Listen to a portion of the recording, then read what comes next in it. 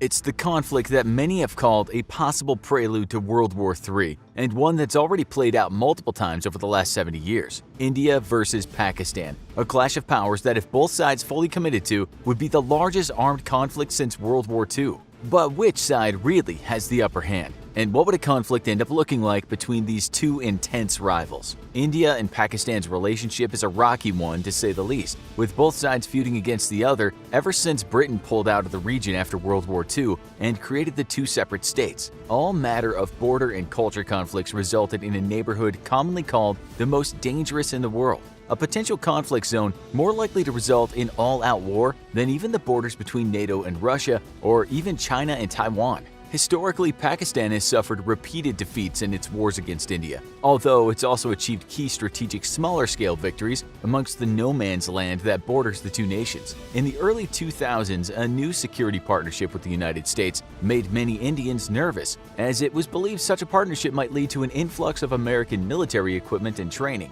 greatly improving the capabilities of the Pakistani military. Soon, though, American intelligence officials realized that Pakistan was double-dealing them, aiding Taliban forces in Afghanistan and even sheltering them from American strikes. Pakistan never had any interest in the Taliban being ousted from Afghanistan, despite taking hundreds of millions of dollars from the US for its cooperation. For Pakistan, the Taliban was a vital strategic buffer between itself and Iran, whom hated the Taliban. It quickly became clear that the US and Pakistan would not become close partners after all, and instead a growing relationship between the US and India, the world's most powerful democracy and the world's largest democracy, put Pakistan on the back foot. Now the nation relies on its arsenal of nuclear weapons to fend off Indian forces, and continues to finance and aid terrorists to strike against Indian targets across the border. For its part, India's patience is running incredibly thin. And one more attack, such as that in Mumbai in 2008, which was coordinated by Pakistani intelligence, will almost certainly lead to a swift and overwhelming Indian response. In case of a war, Indian forces are over twice as large as Pakistan's,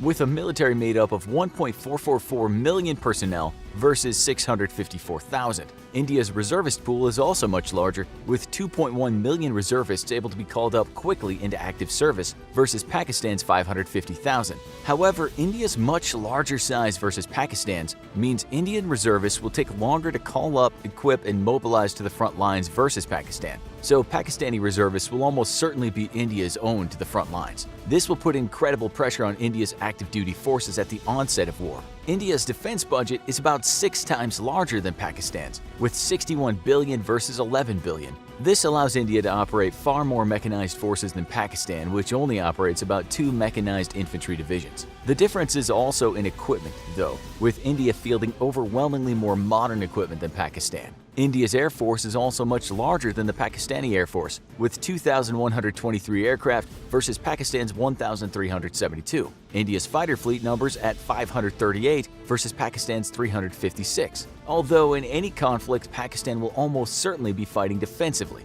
This would allow Pakistan's air artillery to help neutralize some of that numerical disadvantage. And in a defensive war, India's large number superiority will actually put it roughly on par with Pakistan's fighter fleets once losses and denial from air artillery is accounted for. Where India truly holds the advantage, though, is in its fleet of 260 Sukhoi Su-30s, an extremely capable Russian fighter whose only real competition on the Pakistani side is the American-made F-16. While a modern F-16 is more than a match for a Su-30, not many of Pakistan's F-16s are fully modernized. To make matters worse, Pakistan only fields 76 of them. Most of the Pakistani Air Force is made of Chinese or joint Chinese-Pakistani fighters, and Chinese fighter designs are generally accepted as being inferior to either Russian or American designs. In the air, India will definitely hold the advantage. India fields a transport fleet that's 5 times greater than Pakistan's own fleet, with 250 various transport aircraft versus Pakistan's 49.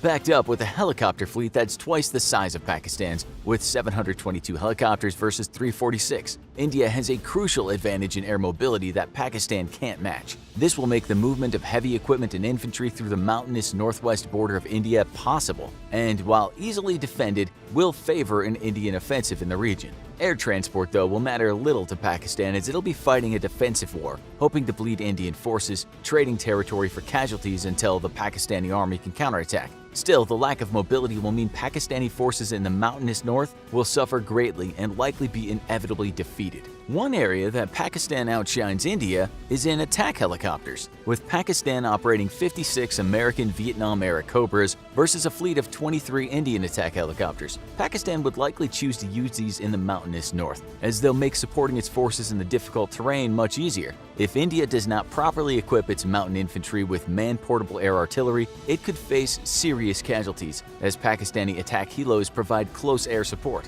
India's own fleet is so small it'll have limited to no utility, being easy fodder for Pakistan's own air artillery. Both nations, however, have so few attack helicopters that their air fleets will become depleted due to casualties and equipment breakdowns within the first week or two of serious fighting. The bulk of the fighting between the two nations will happen on land, and this means that the most important element of either nation's military will be its main battle tank fleet. Here again, India outnumbers Pakistan nearly 2-1, with 4,292 tanks versus Pakistan's 2,200. Both nations' tanks vary in modernity, but both nations' tanks are mostly very capable platforms. India's main tank is the Soviet-built T-72, with modern upgrades. Until Desert Storm, analysts feared that the T-72 would be a formidable threat to the American Abrams and the British Challenger. The short but intense war, however, showed that T-72s were all but utterly obsolete versus Abrams or Challengers, scoring not a single kill in the entire conflict, while American and British tanks decimated hundreds in return.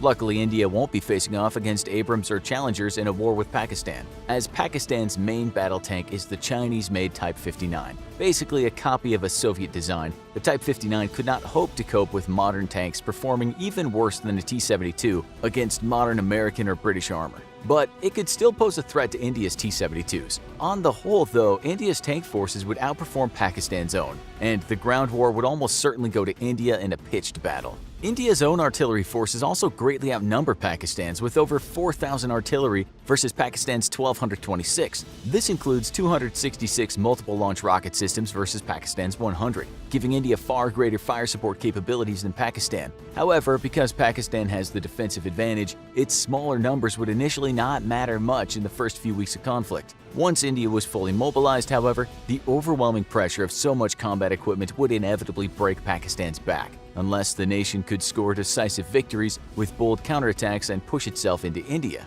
India's navy is also far more powerful than Pakistan's navy, with 285 vessels versus Pakistan's 100. This includes one Indian aircraft carrier, with Pakistan fielding 0. The ability to project air power out to sea would make it suicidal for Pakistan to seek a naval confrontation with India, and Pakistan's own ships would likely fight a defensive war close to the shore and not venture into the Indian Ocean at all. With 0 destroyers versus India's 10 and 8 submarines versus India's 16, Pakistan does not have a hope of winning a naval war. So how would a war play out between the two nations? Who would win? India's inability to respond properly to the 2008 Mumbai terror attacks led it to completely rethinking its war strategy against Pakistan. The terror attacks were quickly traced back to the Pakistan intelligence services, who had trained and equipped the terrorists, but the Indian military was unable to respond quickly enough to punish Pakistan for the attack without taking massive casualties. That's because by the time the link was discovered, Pakistani forces had already moved into defensive positions along the border with India.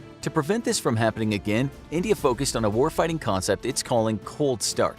The aim of Cold Start is to rapidly mobilize border forces to push into Pakistan and deny advantageous defensive positions to the Pakistani military, in effect opening up a corridor for follow-on Indian forces to pour through. The most important aspect of Cold Start, though, is to move rapidly enough and deep enough into Pakistan's territory that it'll deter the nation from using its tactical nuclear weapons arsenal against the Indian military. Currently, India operates under a strict no-first strike policy and will only use nuclear weapons in retaliation. Pakistan, however, understands that it is the inferior power to India and thus maintains a defensive first strike policy, meaning that it'll use nuclear weapons in a defensive manner in order to fend off the superior Indian military. India's goal, therefore, is to push deep enough into Pakistan that it will deter the nation from using nuclear weapons on its own soil. This also means taking a limited number of objectives rather than going for a decapitation strike and eliminating the Pakistani leadership.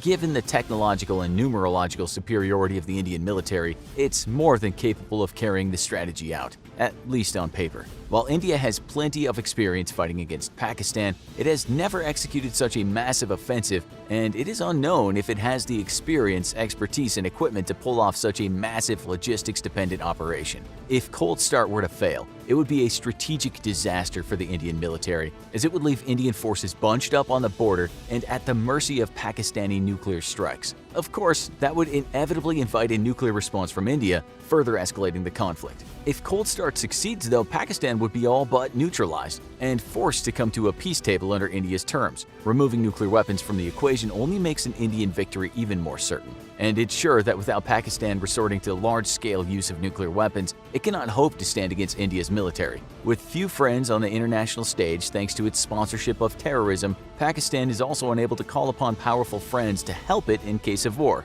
although China might perhaps be interested in responding to Pakistan's call for aid. Given China's antagonistic relationship with India and the fact that India sits right on China's jugular in terms of trade routes that pass through the Indian Ocean, China has got a lot to gain from a military defeat and weakening of India. A Chinese intervention, however, would almost certainly draw an American one, coming to the defense of a strong international partner and fellow democracy. This would spiral the conflict from a regional one into a full-blown major theater war. While the end result would still almost certainly be a combined Indian-American victory, India's military would be hard-pressed to pursue offensive objectives in Pakistan and hold off Chinese forces long enough for America to respond. Luckily, there is little favorable terrain for a major ground offensive from China into India or vice versa, so India would have plenty of time to hold off Chinese assaults until American forces put pressure on China from the Pacific. In a stand-up, one-on-one war, though, there's no doubt that India would win any conflict with Pakistan.